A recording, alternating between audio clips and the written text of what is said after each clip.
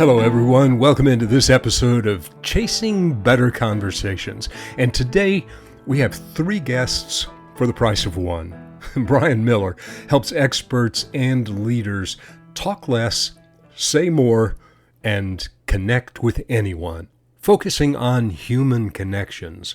Brian works with organizations and individuals to create connected cultures where everyone feels heard, understood, and valued. He comes at this, and this is the 3-in-1 part, he comes at this having followed the predictable path, or maybe not so much, first as a professional magician, then with a degree in philosophy, and then finally, for good measure, topping it off as a TEDx viral speaker. Brian's TED Talk on human connection has been viewed by more than 3.5 million people. I urge you to check it out, and we'll link it in the show notes. During our conversation today, we'll touch on all three of these areas and then some. Brian, thanks for joining us today. I've really been looking forward to this. Hey, Eric, me too. Always good to talk to you. You get the award for absolutely the most diverse guest on the podcast this season. Let's start with this issue of an education in philosophy. How'd that come about? Yeah, it is an issue. Definitely. It was an issue for my parents anyway. They, my parents are computer scientists. I'm sure philosophy was not their thing that they imagined going into. I fell backwards into philosophy because of process of elimination. So I started college as an audio engineering major. I was originally going to go to music school. I'm a guitarist. Like if anybody's watching the video of this, or you can see there's guitars all over the walls behind me. And I spent a year preparing for my Berklee College of Music audition because I wanted to go to Berklee. If you play, if you want to do classical, you go to Juilliard or whatever. But if you're going to play rock or pop, you go to Berklee. It's the #1 music school in North America for rock and pop. And I spent a year preparing for my audition, and I auditioned for Berklee. And that year, 2,000 guitarists had applied, and only 100 were accepted. And I got accepted. I got into Berklee College of Music, and I was like, "This is it. I'm going to be a rock star. I'm going to Berklee. That's the path, right? Go to Berklee, become rock star." And then I got the piece of paper that said, "Here's what the tuition costs." And my father said, "Listen, I've done pretty well, and I've done well for you. I've been putting away for school since you were born for 18 years. So whatever I've put away, you can use all of it, but there's not a penny more from me. I've done my job." And he put it in front of me, and it wasn't even enough to cover 1 year. So I went on a full scholarship to a state school instead that happened to have an audio engineering program. So I'm like, this is great. I'm going to do audio engineering. I can still play music. And then my freshman year of college is the year that the music industry went bankrupt. Industry just, Napster a couple of years earlier, and then basically just the whole thing fell out. And so I was like, okay, I'm a year into a music industry program. There's not going to be a music industry in 3 years when I get out of here. Let's do something else. So I became a secondary education math major. So I was going to be a high school math teacher. A year into that, realized I didn't like the education classes. So I dropped the ed major. And that's when I realized I was only a math major. And I don't like math. And I had a really real problem moment. So going into junior year of college, I decided I got to pick up a different major. I'll just stick with the math thing. I'll get the degree, whatever. But I picked up a philosophy major because I had taken one philosophy class in high school. And essentially what I thought philosophy was just like talking about the Matrix. I mean, that's what I thought philosophy was. And I was like, if that's it, I'm in, right? This is awesome. Worse things and so I picked up the philosophy major as a starting junior in college and did the entire major and got invited into a PhD program straight out of undergrad for philosophy. I just loved it. Got completely sucked in. That inevitably led, or I may have it backwards, that inevitably led you to the art of magic, right? Yeah. Which it's interesting. First? Yes, it was magic. Was actually a part of my life since I was a little kid. My dad and my grandfather were magic lovers, magic enthusiasts. Neither of them did it professionally, but they both did magic tricks just for fun. So I was brought to magic shows. I was, got magic kits for birthdays and holidays. It was a huge part of my life. When I was 15 or 16, I started doing my first paid work as a magician because it seemed better than McDonald's. And I was working at McDonald's, the only job I've ever had. I worked there for a little under a year. And I was, 35 hours a week over that hot grill on the nights and weekends at McDonald's. And then I would get a magic gig that would pay the same amount in 2 hours to do card tricks that I was making in a week over that hot grill at McDonald's.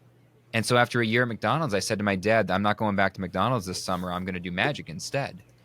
And I did. So he made me a deal. He said, if you can make a comparable amount of money doing magic that you would have made at McDonald's, then you can do magic.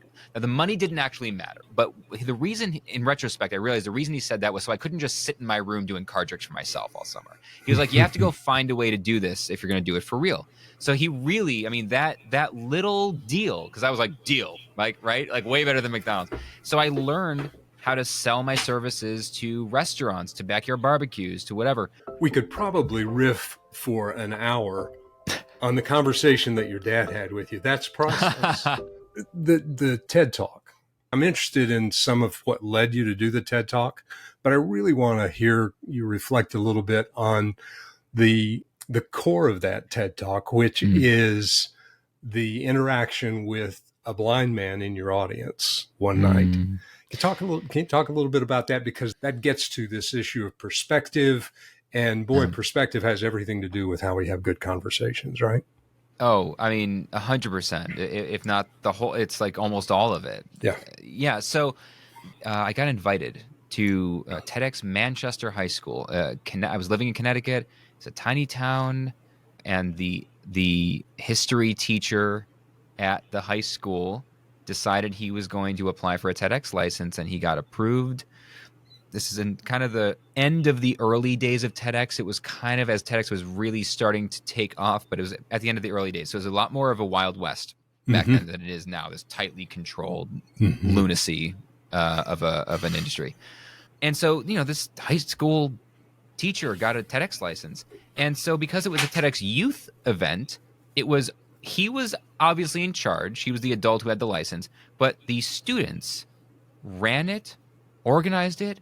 They manned the cameras. They hosted the event. They found the speakers. They approved the speakers. These were 15-year-olds running this TEDx event. Wow. I was a magician. At that point, I had gotten out of the starving artist thing. I was making a good living. I was touring nationally. And so I got invited on that premise. It's like, hey, you've been really successful in an unusual field. Maybe you can come talk about that at our TEDx conference. And I was like, okay, cool. But the problem was, I kept thinking, I want to give a TED Talk as a magician that's actually beneficial to the average non-magician. And at the time, there were only a small handful of TED or TEDx talks ever given by magicians, 5 or 6 at the time. Now there's hundreds, but at the time it's 5 or 6. And I watched all of them, but I thought they were only for me. They were only for magicians. They were about wonder, deception, misdirection, stuff the magicians geek out about, industry stuff. Sure. And so I realized the one thing magicians master intuitively is the ability to take on perspectives that are different from their own. Because in order to create magic for an audience, I know all the secrets, you know none of them. We couldn't have a more different perspective. And I can't create magic unless I can see the trick from your perspective. And when I say see, I don't mean literally see, although I do partly mean literally see for magicians. Sure. I need to be able to literally see it, but also emotionally see it, emotionally experience it from the point of view of the audience. It's very, very difficult because if you know the secret to the trick, it's hard to see the magic. Can't see it. Yeah. So magicians master the ability to do something psychologists call perspective taking, which is taking on the point of view of another person.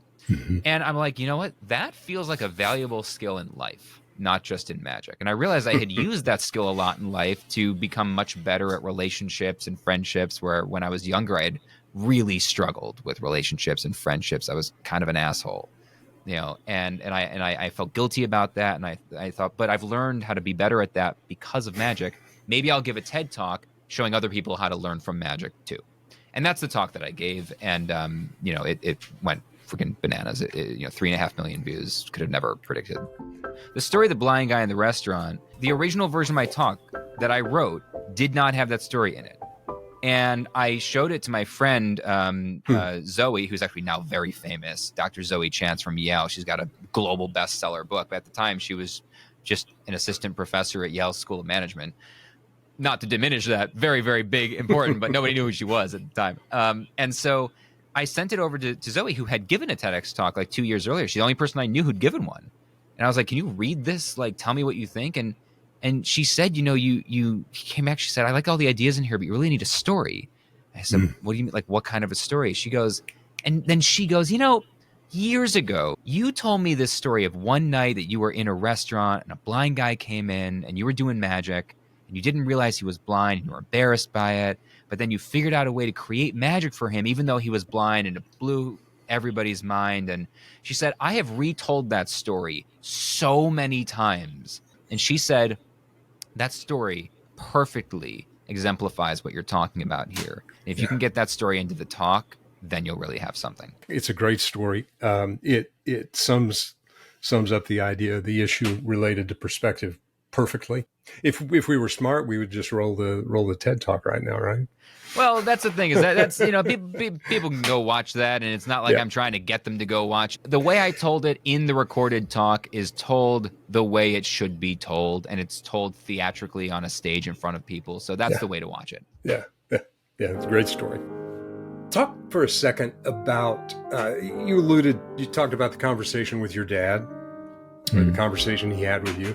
What other conversations, anything else you can point to in your formative years, any other conversations that really stand out as having been different and just stayed with you?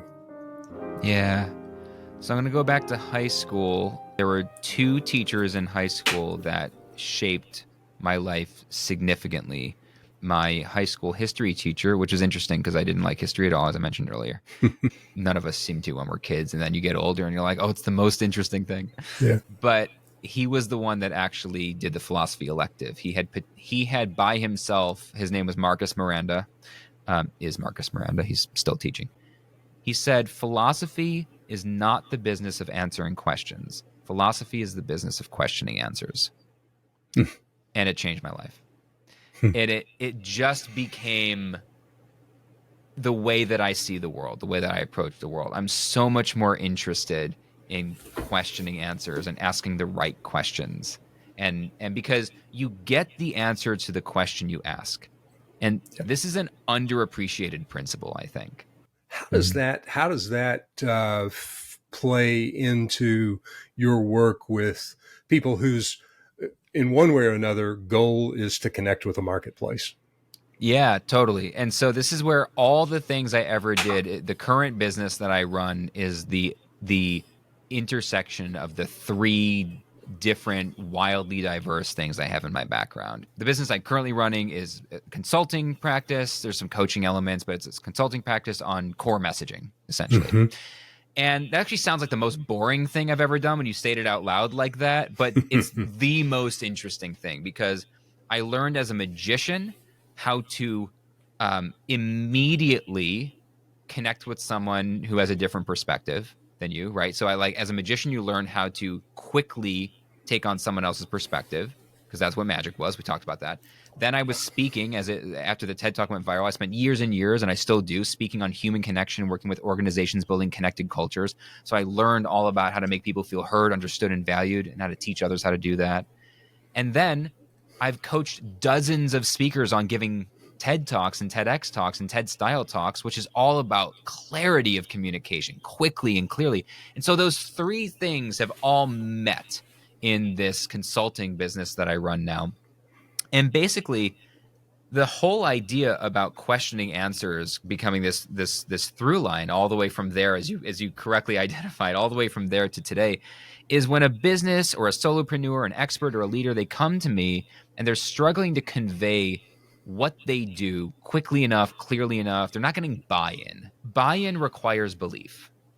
This is a fundamental principle of the work that I do. Buy-in requires belief, which means you need to deeply understand what your customer, client, audience believes, and you need to craft your messaging in a way that says to them, I understand your belief, And what we do and the way that we do it aligns with that belief, which for most of my clients starts with questioning the way they already do things. Because they come in with answers. Everybody comes in and says, let me tell you about our thing. And they tell me about their product or their service or their whatever, their idea. And it's all focused on them. It's all about their idea. It's their solution. And it doesn't take into consideration at all, or if it does, only a tiny bit, the perspective of the other person, the client, the customer, the prospect, the audience. And so I start by questioning their answers. Say, no, you're giving me answers. I want to back up and ask the right questions about your audience and who you're trying to serve. Are there common themes? What are 2 or 3 questions that you would suggest I ask my prospective clients?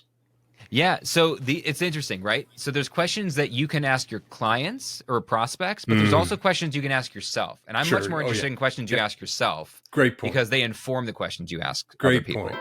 So I would start with these questions. The questions I would start with are psychographics, not demographics. I think too many people still think in demographics, age, gender, location, household income. I think these are useless. And yes, you're selling vacuum cleaners today, right? And even if you are selling vacuum cleaners, they're probably not that helpful anymore.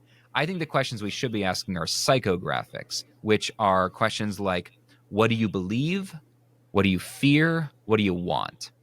And so you ask yourself, what does my ideal client, audience, customer, what do they believe?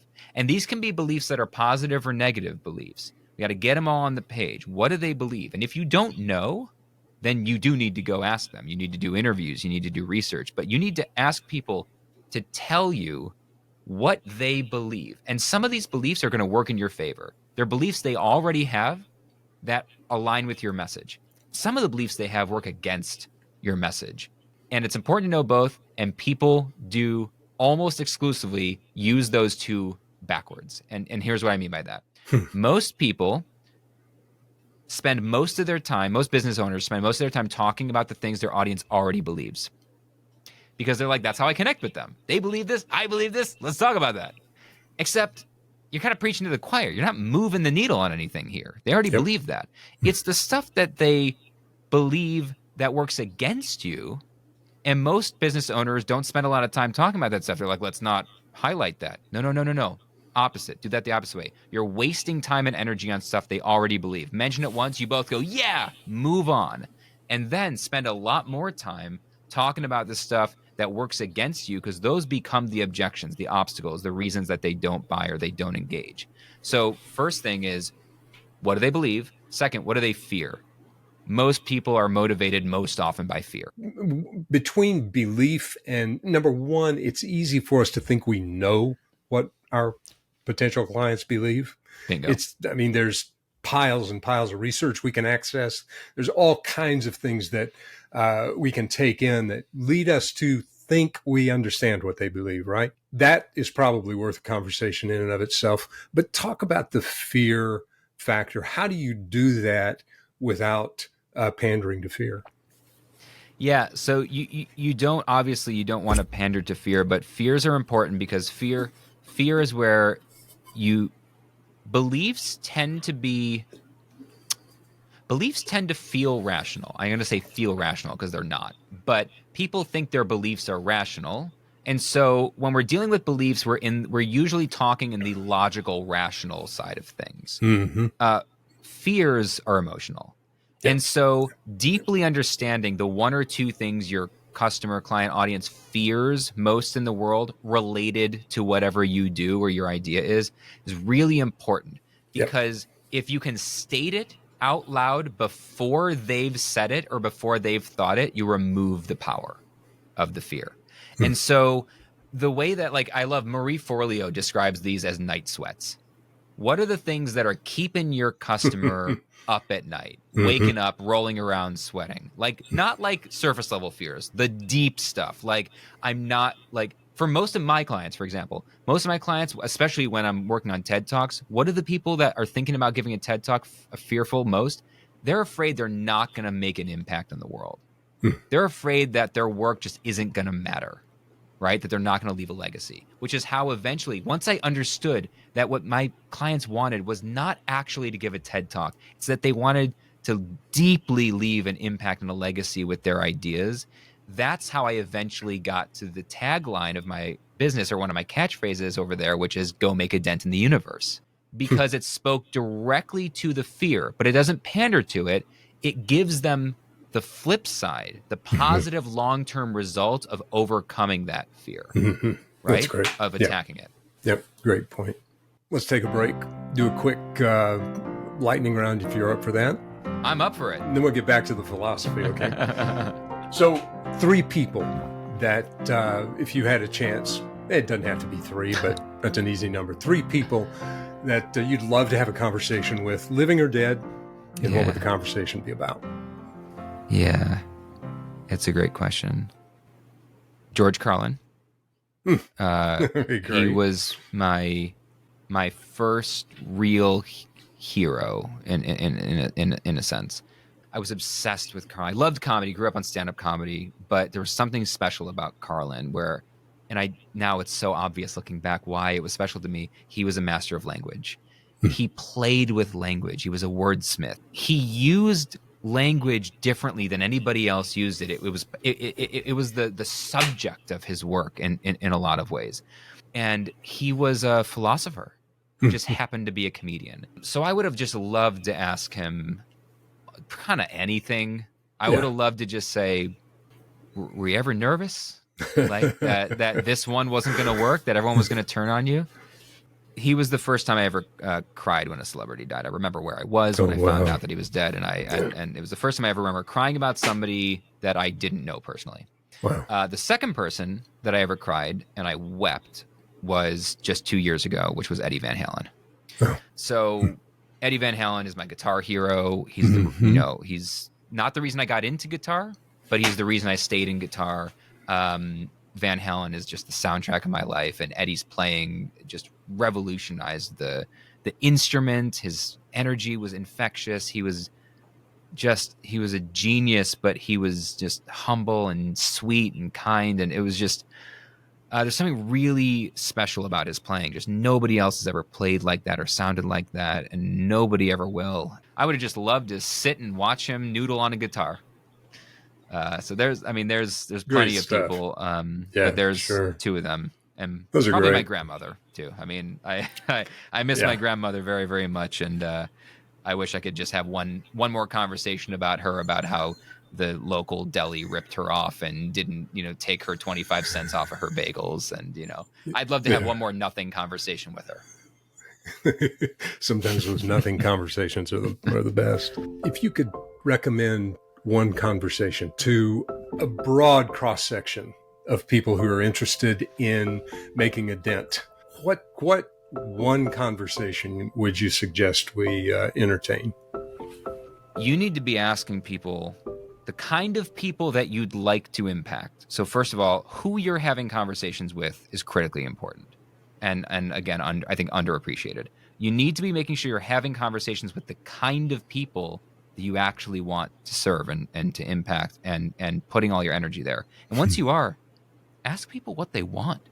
Like, what do you want most in the world? Because you can't make an impact unless you understand what they're looking for, which doesn't mean you need to deliver the thing they want. It means you need to start there. So what I mean is meet people where they're at. Yeah. What's one conversation we have over and over and over again in the business world, in the business community, in our personal relationships that we need to stop having? This is a good question. What's a conversation we should stop having? I think a lot of people in my field, especially talking around human connection, would tell you to stop having small talk. They would tell you to stop talking about the weather and the traffic. And I think they're wrong. I don't think that's I don't think that's meaningless. I think that's incredibly important as long as it's a means to an end. I think small talk is not an end in and of itself, but it can be a great way to get into a deep conversation. And I'll give you an example, because I know I'm kind of addressing this question backwards, but here's a conversation we should stop having. The weather, right? And people, like, it's raining outside. Yeah, rain. Rain's been a lot lately. Yeah, it's a lot. We should stop having that conversation. What we should have instead is something like this. Somebody says to you, oh God, the rain, right? And you go, yeah, what kind of weather do you prefer? Yeah. And then they can go, oh, well, it's so funny. I actually grew up in Colorado and I missed the snow. Oh, yeah, snow. Did you ever snowboard, anything like that? No, I used to go skiing. Were you any good at it? No, I was good at it. Now we can have a real conversation about something that's important to you. We get to values and beliefs real fast if you ask the right follow-up question. Great direction. That's terrific. To say this is maybe an uncertain moment might be an understatement. Given the uncertainties, and especially as it relates to running a business, keeping a business afloat, what kind of conversations does it make sense for us to focus on? Because I think we tend to focus on some of the wrong things. Yeah. Yes, I agree. I think that right now a lot of companies are asking, how do we survive the recession? They're asking, how do we survive the AI apocalypse? And I think those are the wrong questions. And I think they're the wrong questions to harken back to earlier in this conversation, because you get the answer to the question you ask. Yep. And if you're asking the question, how do we survive this? You are in survival mode, and all of your thoughts, ideas, and decisions will be short-term thinking that is unlikely to actually sustain you for the long haul. So I think the only question that matters right now for most businesses, I think AI is the biggest threat to most businesses right now in a very serious way. And I think that businesses are going to go under because their mediocre competitors learn how to use AI well, and they don't. So there are two questions I think every business needs to learn how to ask right now. One, do we understand what AI is, how we can leverage it for our business? And two, how do we stay human in the age of AI? Because I think two things are going to happen simultaneously. First, I think that AI is going to become critical. And I think what we're going to see is that people, all of us, are going to very quickly realize we can't trust anything on the internet. I don't know if this thing was written by a human, if this voice is actually a real person, if the video I'm watching is a real person, or if it was fake. Very quickly, Sam Harris describes this as epistemologically bankrupt. Yeah. I think that is what's happening. We are about to have 0% trust in anything being real, which means I think humans are finally, after 150 years of industrialization, going to desperately go back to anything that's real and obvious. I think we're going to see coffee conversations explode, like literal conversations over a cup of coffee at a local cafe explode. I think we're going back. We're going back to see musicians in jazz bars on the weekends playing right in front of us and singing and missing notes. And right, I think real human stuff is coming back, which means it sounds like a contradiction, but I think every business right now needs to ask themselves, do we understand AI and how to leverage it better than anybody else in our industry? And how do we retain our humanity and make sure our customers feel heard, understood, and valued in an age where they don't know what's real and what's not? I feel like we could keep going on the AI thing for you got 15 more hours. That is maybe one of the most important business conversations that isn't taking place much right now. A lot of people are scared to death of it. Yep. But it's fear. I'm seeing it in I'm seeing a lot of the companies I work with. They're like, they're only right now starting to go, so what's this AI thing? Do I need to? And I'm like, do you need? Yeah, 6 months ago you need to. The speed with which it is becoming a staple in any arena is just it's phenomenal. Yeah, for sure. Hey, Brian, I could do this. I literally could just let the tape roll because this is a great conversation. I love it. But you got things to do. You've talked a little bit about the clients you serve. How do people want to stay in touch with you? Where can they find you? How do they follow you? Yeah. Yeah, I appreciate it, Eric. So first of all, I could do this again for another, however many hours, and we should do it again. Absolutely. So where folks want to find me. So if you're out there, if you're an expert or a leader and you're mission driven, right? If you're a mission driven expert or a leader, you're thinking about a speaking career, you're thinking about taking your business to make a real impact in the world, go to earnrespectgetpaid.com. That will take you right to my free video course, which is 5 ways to become a thought leader in 2023. And because the world is steering really, really seriously in the direction of thought leadership, more than it ever has. It's been a buzzword for a long time, but it's a very real thing right now, which is like, even if you're the business owner of a small or mid-sized company, you or someone in a leadership position, doesn't have to be the CEO, but someone in a leadership position should be public facing, should have a public brand, a personal brand, and should be developing thought leadership. And so, yeah, go to earnrespectgetpaid.com. It's a free mini video course for you that I think you'll love. And once you do that, you'll get my newsletter and stay in touch from there. And the newsletter is well worth it. We didn't even get to one thing I told you before we started recording that I wanted to be sure and talk about today. And that was the thesis. We'll just toss it out as a teaser for the next time we visit. This idea, maybe you can take 60 seconds on the idea that, as opposed to the way we typically work on an idea, that messaging, articulating the idea actually hones the message. Can you do 60 seconds on that? Yeah. It's one of my favorite articles I've written in a long time. It's something I think about all the time, and it never occurred to me to put into words until a week ago or whatever. This is like in real time as we're having this conversation. The premise here is most of us intuitively assume that to have better ideas, to become a better thinker, we need to spend more time thinking, more time having ideas. So we think, okay, I'm going to take 3 hours and wrestle with my own ideas and think really hard and get into a trance or meditate or whatever. When actually, you know that doesn't work. And you know it doesn't work if you've ever had a great idea that you've tried to explain to a friend or family member. The second it starts to come out of your mouth, you fumble over your words, you forget what the main point was, you can't convince them, they don't understand. You, after a minute or two, you're just like, wait, am I even making sense here? Even though in your head, until that moment, it was so clear, so persuasive, such a great idea. The way we become a better thinker, the way we have better ideas, is by articulating them, by communicating them. We don't become a better thinker by thinking.